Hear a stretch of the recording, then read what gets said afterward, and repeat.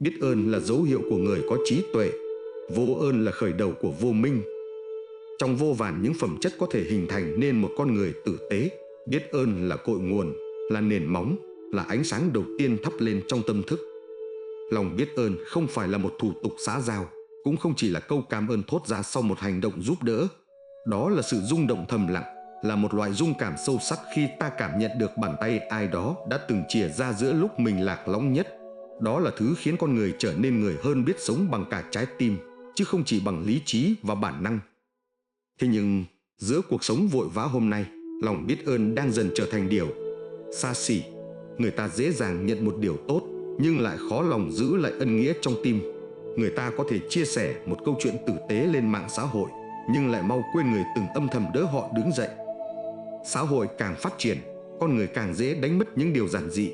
Trong đó, có một điều giản dị nhưng thiêng liêng nhất là ghi nhớ ơn nghĩa.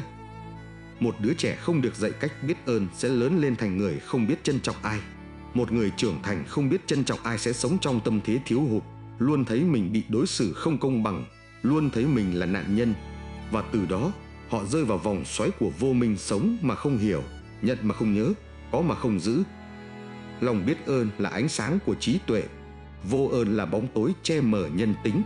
Đó không chỉ là điều Phật dạy, mà là bài học mà cuộc đời sẽ tự dạy ta bằng những cú vấp, những lần bị phản bội và những khi lòng tốt bị trà đạp. Và tiếp theo, chúng ta sẽ cùng nhìn rõ hơn những dấu hiệu đặc trưng của kẻ vô ơn để không chỉ tránh họ, mà còn để giữ gìn lòng mình khỏi bị vấy bẩn bởi sự cay nghiệt mà họ để lại. Nếu thấy hay thì cho mình xin một like và một đăng ký kênh để ủng hộ Cổ Học Tinh Hoa nhé. Người vô ơn là những ai? Trong đời sống thường ngày, khi nhắc đến vô ơn, ta thường nghĩ đơn giản, đó là người không biết cảm ơn sau khi được giúp đỡ. Nhưng thực ra, vô ơn không chỉ là không nói cảm ơn. Vô ơn là một trạng thái tâm thức lệch lạc, một lối sống quên gốc và một sự lãng quên cố ý đối với những điều tốt đẹp mà người khác đã dành cho mình. Người vô ơn không phải lúc nào cũng thô lỗ hay công khai phản bội. Họ có thể là những người bạn từng thân, những người từng nở nụ cười cảm kích, từng hứa hẹn đền đáp. Nhưng rồi đến một lúc nào đó, khi bạn không còn giá trị lợi dụng, hoặc khi họ đã có được điều họ muốn, bạn bỗng trở thành người dưng. Thậm chí là kẻ có tội vì đã từng nhìn thấy họ yếu đuối, đã từng cho họ mượn bờ vai để khóc. Vậy người vô ơn là ai? Đó chính là những kẻ nhận nhiều nhưng không giữ lại gì, là người ghi nhớ tổn thương nhưng quên sạch ơn nghĩa, là người không thấy được mình từng được nâng đỡ, hoặc chỉ thấy mình xứng đáng được nhận nhiều hơn thế. Người vô ơn luôn sống trong trạng thái thiếu thốn, giả tạo họ không thấy đủ, nên càng không biết ơn. Bởi lòng biết ơn chỉ đến khi ta có khả năng nhận ra mình đã nhận được. Vô ơn cũng không nhất thiết phải là người ác. Đôi khi đó là người ích kỷ đến mù quáng, nên chỉ biết nhìn thế giới qua lăng kính cái tôi. Tất cả đều xoay quanh họ, ai giúp họ là đúng, ai không giúp là sai, ai từng giúp mà giờ im lặng lại là phản bội. Có người từng nói một cách cay đắng rằng người vô ơn không phải không có trí nhớ. Họ nhớ rất lâu nhưng chỉ những gì khiến họ tổn thương, còn những gì người khác hy sinh vì họ thì lại bị quên rất nhanh. Sự vô ơn không chỉ khiến người tốt bị tổn thương, mà còn bào mòn chính nhân cách của kẻ vô ơn. Bởi không biết ơn, họ sống với tâm thế thế giới nợ tôi, và từ đó sinh ra tâm lý sân hận, đòi hỏi, trách móc, thậm chí hủy hoại. Cái nguy hiểm nhất của người vô ơn là họ không cảm thấy mình sai. Vì thế, họ có thể tổn thương bạn một cách bình thản, quay lưng với bạn một cách nhẹ nhàng, và rũ bỏ những gì bạn đã làm cho họ một cách sạch sẽ, như chưa từng có gì. Có một câu chuyện Phật giáo kể rằng, có một người lữ khách đi lạc trong rừng, đói lả và kiệt sức. Một ông lão tiểu phu cứu giúp, cho ăn, cho nghỉ lại, còn dẫn đường ra khỏi rừng. Nhiều năm sau, khi đã trở thành quan lớn, người lữ khách ấy gặp lại ông lão. Nhưng ông ta không những không nhận, mà còn tránh né, sợ người đời biết mình từng hèn kém, từng mắc nợ ân nghĩa. Phật dạy, cây không nhớ gốc thì ngã, người không nhớ ơn thì mất. Người vô ơn có thể là bất kỳ ai như bạn bè, người thân, đồng nghiệp, thậm chí là người từng nói với bạn những lời tốt đẹp. Nhưng một khi bạn đã nhận ra họ, hãy hiểu rằng đừng trách họ quá lâu, đừng giận họ quá sâu. Chỉ cần nhớ, đừng bao giờ đặt lòng tốt của mình nơi đó thêm một lần nào nữa. Những dấu hiệu nhận diện người vô ơn. Người vô ơn không phải lúc nào cũng lộ rõ ngay từ đầu. Họ có thể giỏi giả vờ, giỏi nói lời cảm kích, giỏi dựng lên những hình ảnh biết điều và nghĩa tình. Nhưng sớm muộn, Bản chất cũng sẽ lộ ra trong cách họ phản ứng, trong cách họ biến mất, trong cách họ quay lưng vào đúng thời điểm bạn cần một lời đơn giản: tôi hiểu và tôi không quên. Có 4 dấu hiệu điển hình, nếu tinh ý, ta có thể nhận ra và giữ lòng mình tỉnh táo, đừng dốc cạn yêu thương cho nhầm người. 1. Người có thói hư tật xấu không biết sửa mình, chỉ biết dựa dẫm. Tục ngữ có câu: giang sơn dễ đổi, bản tính khó rời. Người có thói quen xấu ăn sâu như cờ bạc, rượu chè, dối trá rất khó thay đổi. Và khi bạn giúp họ, họ sẽ hứa hẹn đủ điều, thể hiện ăn năn, nhưng sâu trong họ không hề có ý định sửa đổi thật sự. Họ cần bạn không vì trân trọng, mà vì bạn có giá trị sử dụng trong lúc đói khổ, túng quẫn. Khi qua cơn, họ trở lại như cũ, thậm chí còn trầm trọng hơn, bởi giờ đây họ biết rằng bạn dễ mềm lòng. Chuyện kể: một người anh họ của tôi mê cờ bạc. Khi vợ qua đời vì đột quỵ, họ hàng xúm vào giúp đỡ. Người đàn ông ấy rơi nước mắt thề sẽ thay đổi, sống để lo cho 2 đứa con nhỏ. Nhưng chưa đầy 1 tháng sau, anh ta lại tìm đến sòng bạc. Lòng người thân tan nát, tiền bạc, sự thương cảm tất cả hóa ra chỉ là bệ đỡ tạm thời cho một thói quen phá hoại chưa bao giờ thực sự muốn rời bỏ. Kẻ vô ơn không biết dừng lại để sửa mình, mà chỉ biết lợi dụng lòng tốt của người khác như một cái phao không cần biết sau đó bạn có chìm hay không. 2. Người không ghi nhận điều tốt, chỉ chăm chăm nhặt sạn. Có loại người không bao giờ nhìn thấy điều tốt, chỉ chăm chăm tìm ra điều thiếu sót. Bạn giúp họ 100 lần, chỉ cần 1 lần bạn không giúp, họ sẽ nhớ mãi lần đó. Bạn cho họ cơ hội, họ sẽ chê bạn keo kiệt. Bạn góp ý thật lòng, họ sẽ nói bạn coi thường. Chuyện kể: một ông chủ doanh nghiệp giúp con rể khởi nghiệp, lo cho đủ đầy, mua cả cửa hàng cho làm ăn. Khi ông quyết định nghỉ hưu và không đầu tư thêm, con rể không những không cảm ơn, mà còn oán trách ông thiên vị, không cho mình nhiều bằng họ hàng khác. Kẻ vô ơn có trí nhớ chọn lọc, họ chỉ nhớ cái họ chưa có, quên sạch những gì họ từng nhận. Họ nhìn bạn như người phải có trách nhiệm với họ.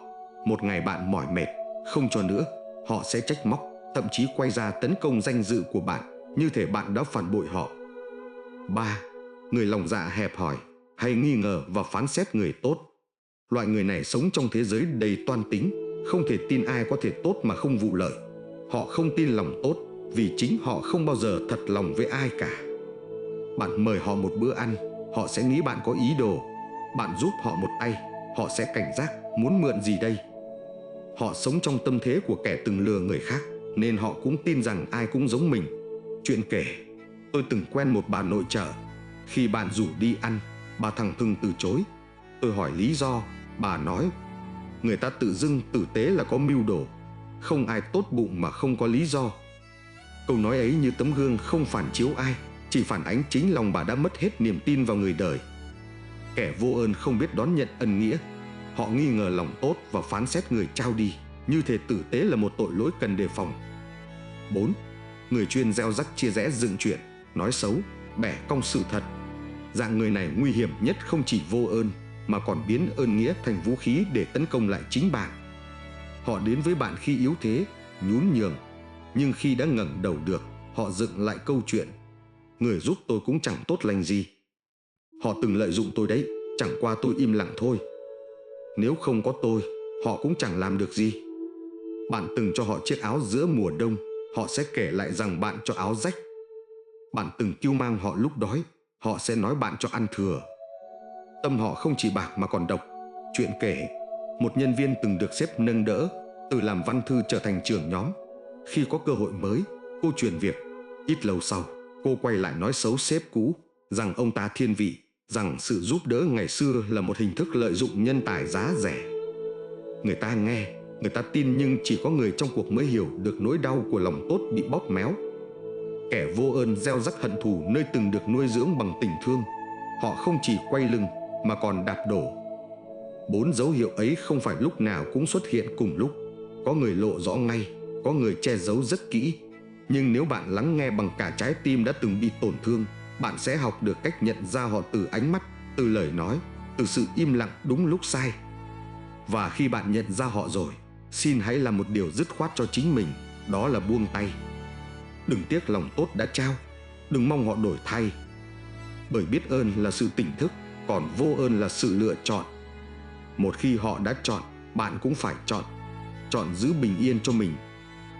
Có nhiều nỗi đau trong đời, Nhưng có một nỗi đau khiến người ta nhớ rất lâu, đó là nỗi đau bị phản bội bởi chính người mình từng nâng đỡ. Không phải vì mất tiền, không phải vì bị lợi dụng, mà vì mình từng tin, từng thương, từng không tiếc gì để giúp đỡ. Nỗi đau bị một người vô ơn làm tổn thương là nỗi đau của lòng tốt không được ghi nhận, của chân tình bị chà đạp, của ấm áp trao đi bị trả lại bằng băng giá. Bởi vì ta từng chân thành, chúng ta không buồn vì họ quay lưng, mà buồn vì mình đã không tính toán gì khi trao đi. Khi bạn thật tâm giúp một người, bạn không mong báo đáp, nhưng bạn mong họ nhớ. Không cần quỳ gối cảm tạ, không cần quả cáp hậu hĩnh, chỉ cần họ giữ lại trong lòng một chút ấm áp, đủ để không phủ nhận bạn khi họ có được những điều họ muốn. Nhưng người vô ơn thì không như vậy. Họ không chỉ quên, họ còn xóa đi. Không chỉ lặng lẽ rời đi, mà còn thẳng tay phủ định tất cả những gì bạn từng làm cho họ. Và thế là đau. Đau vì từng hết lòng, đau vì từng nghĩ họ sẽ khác. Bởi vì sự vô ơn làm ta nghi ngờ chính mình. Khi bị người khác vô ơn, ta không chỉ thấy thất vọng về họ, mà còn bắt đầu nghi ngờ chính mình. Phải chăng mình quá ngốc? Phải chăng mình quá dễ mềm lòng? Phải chăng mình không đáng được trân trọng? Chính người vô ơn, bằng sự lạnh lùng và thờ ơ, đã kéo tâm ta vào bóng tối của sự hối tiếc và tự vấn. Bạn từng nghĩ giúp người là một điều đáng quý, nhưng khi người ta quên ơn, cả giá trị sống của bạn cũng bị lung lay. Bạn nhìn lại những gì mình làm và thấy mình giống như một kẻ ngốc đứng trong mưa, cởi áo khoác cho người khác để rồi chính mình cảm lạnh. Bởi vì vô ơn làm tổn thương phần nhân hậu trong ta. Con người có nhiều phần: lý trí, bản năng và lòng nhân hậu. Khi bị người khác vô ơn, phần nhân hậu ấy bị xước, bị chảy máu. Nó bắt đầu thu mình lại, bắt đầu phòng thủ, bắt đầu từ chối tin thêm ai khác. Và rồi một ngày nào đó, ta trở nên khép lòng, không phải vì ta độc ác, mà vì đã từng quá hiền lành, rồi bị tổn thương. Có người nói, một người lạnh lùng chưa chắc là kẻ vô cảm. Có thể họ từng trao đi quá nhiều mà nhận lại quá ít. Người vô ơn không chỉ khiến ta mất lòng tin vào họ, mà còn làm ta ngần ngại với cả những người tốt khác. Họ không chỉ bẻ gãy một mối quan hệ, mà có thể bẻ cong cả cái nhìn của ta về cuộc đời. Bởi vì vô ơn là một hình thức phản bội không lời. Có phản bội bằng hành động, và có phản bội bằng sự im lặng, sự quên lãng, sự vô cảm. Khi bạn gặp lại người mình từng giúp, và họ nhìn bạn như người xa lạ, không ánh mắt, không lời chào, không một dấu hiệu của ký ức, đó là cái tát tàn nhẫn nhất. Không có lời xúc phạm nào đau bằng một ánh nhìn trống rỗng. Không có hành động nào tàn nhẫn hơn sự phủ định lặng lẽ. Người vô ơn không cần làm gì nhiều để khiến bạn đau. Họ chỉ cần giả vờ như bạn chưa từng tồn tại trong cuộc đời họ. Vì sao người vô ơn làm ta đau? Vì họ không lấy đi của ta tiền bạc, mà lấy đi một phần niềm tin. Lấy đi sự trong trẻo trong cách ta nhìn người. Lấy đi cái đẹp vốn có trong lòng ta. Lấy đi một khoảng trời mà ta từng dành cho họ.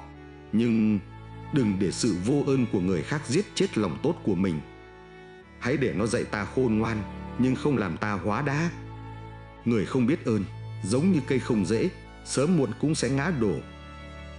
Có một câu hỏi luôn vang lên trong lòng những người từng bị tổn thương bởi lòng tốt của chính mình. Tôi có nên tiếp tục giúp người nữa không? Có nên tiếp tục không? Dù từng bị lợi dụng, dù từng đau đến tê tái, dù từng thấy lòng tốt của mình bị người khác xem thường. Câu trả lời là nên, nhưng với trí tuệ. Giúp người, nhưng đừng quên giúp đúng người. Giúp người là việc nên làm, nhưng không phải ai cũng xứng đáng được giúp. Cây khô không thể nở hoa, đất hoang không thể trồng hạt. Người không có lòng biết ơn, có cho bao nhiêu, họ cũng chẳng giữ lại được gì. Phật Thích Ca dạy rằng, không ai có thể cứu một người không muốn tự cứu. Bạn có thể dắt người ta đến giếng nước, nhưng không thể ép họ cúi xuống uống. Bạn có thể trao cần câu, nhưng nếu họ chỉ chăm đòi cá, sớm muộn cũng vứt cần, chờ bạn làm thay. Đừng giúp người chỉ vì thương hại, hãy giúp vì thấy họ có lòng chuyển hóa. Nếu người ta vẫn giữ tính xấu, không hối cải, không biết trân trọng, thì bạn có ra tay 10 lần, họ cũng lún sâu thêm 9. Đừng giúp bằng tất cả, hãy giúp trong khả năng. Có người giúp như một cơn mưa, dốc hết mình cho kẻ khác, đến khi cạn sạch thì chỉ còn lại khô hạn trong tim. Giúp người không sai. Sai là bỏ quên chính mình trong lúc giúp. Bạn có thể giúp, nhưng đừng quên giữ lại một phần cho bản thân, cả về thời gian, công sức lẫn tình cảm. Nếu bạn không tự nâng mình dậy, bạn sẽ không thể nâng ai khác. Giúp người là hành động của trí tuệ, không phải cảm xúc bốc đồng. Càng sống lâu, càng cần học cách cho đúng lúc giúp đúng thời điểm. Giúp bằng cách truyền cảm hứng, không phải nuông chiều. Có hai cách giúp người. Một là bồng họ lên, để rồi bạn mỏi gối. Hai là đứng bên cạnh, chỉ cho họ con đường, để họ tự bước. Người thông thái chọn cách thứ hai. Bạn không thể đi hộ cuộc đời người khác. Bạn chỉ có thể thắp đuốc, còn họ phải tự lần bước.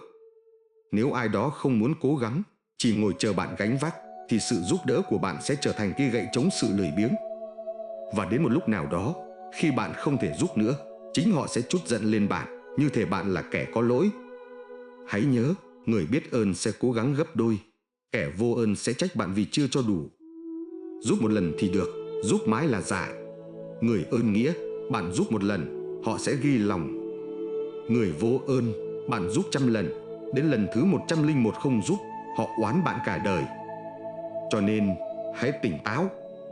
Giúp một lần là cứu trợ, giúp mãi là làm hại. Có những người chỉ biết nhận, không biết cho, chỉ biết đòi hỏi, không biết tự lực. Bạn không nợ họ cuộc đời. Bạn chỉ đang làm điều bạn thấy đúng, trong giới hạn của lòng từ bi. Đừng để lòng tốt của mình trở thành thói quen của người khác. Hãy giữ lòng tốt, nhưng thêm một chút lạnh để đừng bỏng tay. Giống như một chén trà nóng, tốt lành, thơm dịu, nhưng nếu không thổi, không điều tiết, sẽ làm bỏng môi. Lòng tốt cũng vậy. Phải biết pha loãng nó bằng lý trí. Đừng sống vô cảm, nhưng cũng đừng sống mù quáng.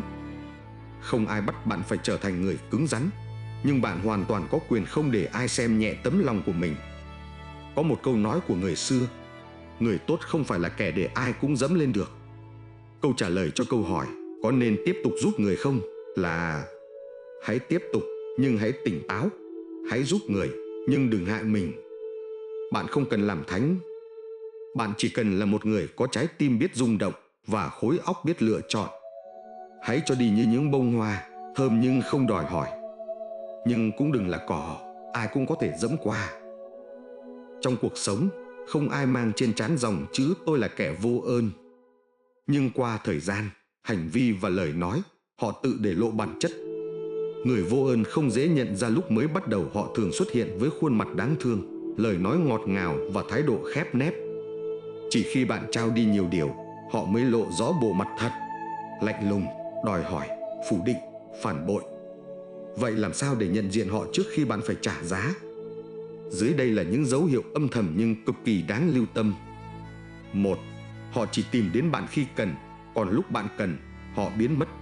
Người vô ơn luôn xuất hiện như cơn mưa rào. Khi họ khát, họ đến. Khi bạn khát, họ im lặng.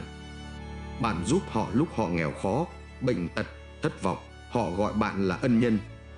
Nhưng khi bạn cần một lời hỏi han, họ còn không buồn trả lời tin nhắn. Họ xem bạn như một cái máy ATM cảm xúc và vật chất, chỉ để rút, không bao giờ nạp. Dấu hiệu sớm: người chỉ nhắn tin khi cần vay mượn, nhờ vả. Không bao giờ hỏi bạn sống sao, khỏe không. Khi không còn giá trị lợi dụng, họ lặng im. 2. Họ không bao giờ biết cảm kích, chỉ biết so sánh và đòi hỏi. Bạn giúp họ 10 phần, họ hỏi tại sao không phải là 11. Bạn cho họ cơ hội, họ nói người khác còn được hơn thế. Người vô ơn không bao giờ nhìn vào điều bạn đã làm, họ chỉ nhìn điều bạn chưa làm. Và rồi, khi có một người nào đó cho họ một điều gì hơn, họ sẵn sàng phủi sạch công ơn của bạn như chưa từng tồn tại. Dấu hiệu sớm: họ hay phàn nàn dù bạn đã cố gắng. Không bao giờ nói cảm ơn, hay kể công của người khác để khiến bạn thấy thiếu sót. 3. Họ nói xấu người đã từng giúp mình. Một trong những dấu hiệu rõ nhất của người vô ơn là cách họ nói về quá khứ và người cũ. Nếu bạn nghe ai đó hay kể xấu người từng giúp đỡ họ, hãy cẩn thận, vì một ngày nào đó, khi bạn rơi vào quá khứ của họ, họ cũng sẽ nói như vậy về bạn. Người vô ơn không biết lưu giữ ân nghĩa, chỉ biết moi móc lỗi lầm.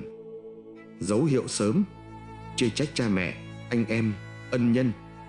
Kể lại chuyện cũ với thái độ oán trách, khinh thường. Tự xem mình là nạn nhân, còn người giúp thì là kẻ mưu đồ. 4. Họ không bao giờ chịu trách nhiệm cho đời mình. Người vô ơn thường mang tâm lý thế giới nợ tôi. Họ không bao giờ thấy lỗi của mình, chỉ biết đổ tại hoàn cảnh, số phận và người khác. Họ sẽ vin vào quá khứ bất hạnh, vào tổn thương cá nhân để biện minh cho sự lười biếng, ích kỷ và vô trách nhiệm. Và khi bạn giúp họ đứng dậy, họ cho rằng đó là bổn phận của bạn, chứ không phải lòng tốt. Dấu hiệu sớm: hay kể khổ, kể lể, đổ lỗi cho người khác trong mọi việc, không chịu thay đổi, chỉ chờ người khác thay mình. 5. Họ hay ghen tị với người khác, kể cả với chính bạn. Một người vô ơn không bao giờ mừng khi bạn thành công. Thay vì cảm kích và tự nhủ, tôi phải học hỏi, họ lại ganh ghét và nói xấu sau lưng. Khi bạn còn giúp họ, họ tạm yên. Nhưng khi bạn khá lên, bạn ngừng giúp, hoặc bạn giúp người khác, họ bắt đầu cắn ngược. Dấu hiệu sớm: hay nói xấu người thành công, không chúc mừng bạn mà hay dằn vặt, thế còn tôi, hay so đo xem bạn cho ai nhiều hơn. Muốn tránh người vô ơn, hãy quan sát khi bạn không còn lợi ích gì với họ. Lúc bạn không cho họ tiền, không giúp họ việc, cách họ đối xử với bạn sẽ nói lên tất cả. Không cần quá khôn ngoan để nhìn người, chỉ cần đủ lặng để quan sát.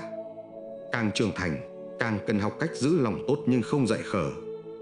Càng đi qua tổn thương, càng phải học cách nhìn vào dấu hiệu nhỏ để không phải trả giá bằng điều lớn. Người sống biết ơn không bao giờ nghèo khổ trong tâm hồn.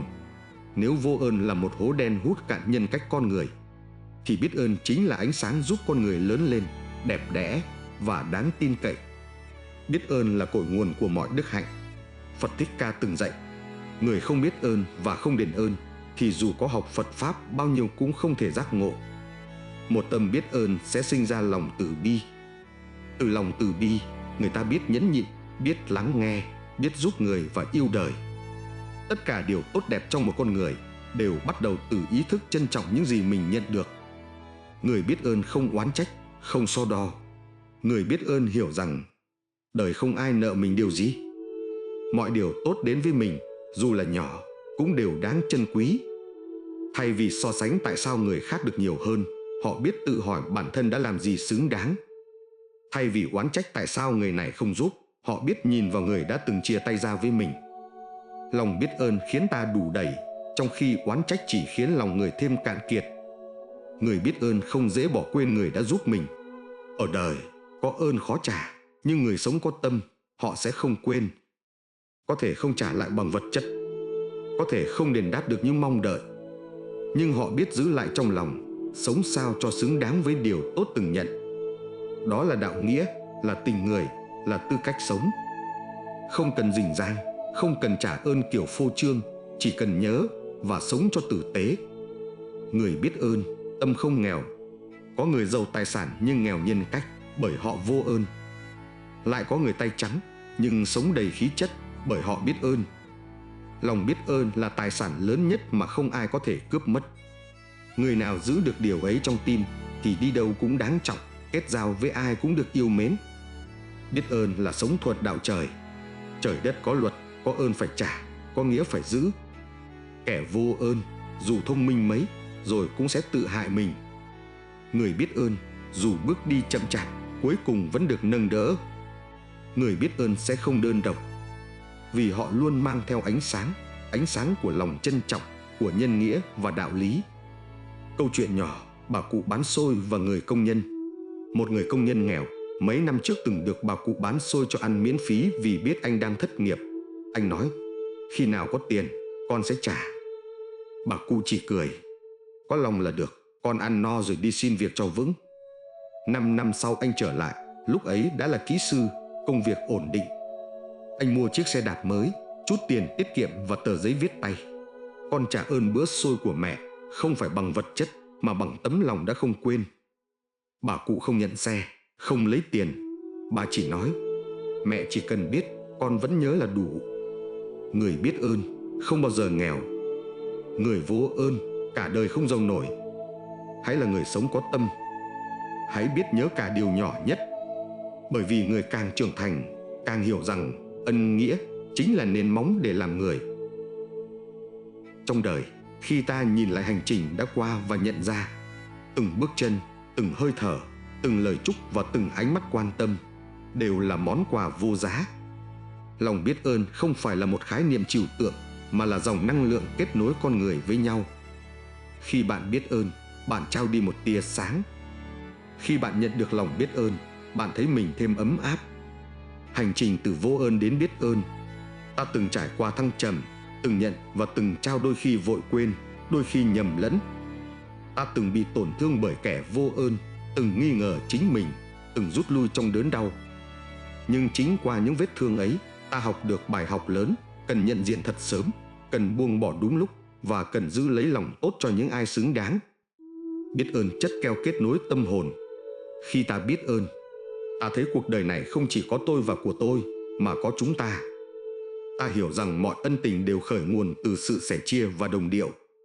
Ta nhận ra không ai đi một mình trên con đường dài, ai cũng cần một bàn tay, một tấm lòng để tựa vào. Trong giây phút tĩnh lặng này, xin hãy dành một khoảng lặng nhỏ.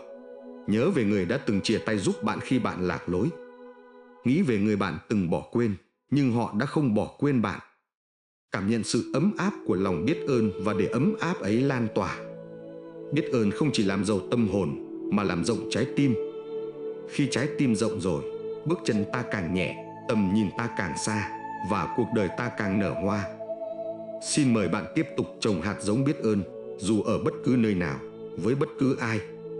Và hãy tin rằng mỗi lời cảm ơn chân thành, mỗi ánh mắt biết ơn ấm áp đều có thể thay đổi thế giới, bắt đầu từ chính bạn. Và đến đây thì video đã kết thúc. Cảm ơn bạn đã đồng hành cùng Cổ Học Tinh Hoa đến cuối. Nếu thấy hay thì hãy cho mình xin một like và một đăng ký kênh nhé. Cảm ơn các bạn rất nhiều.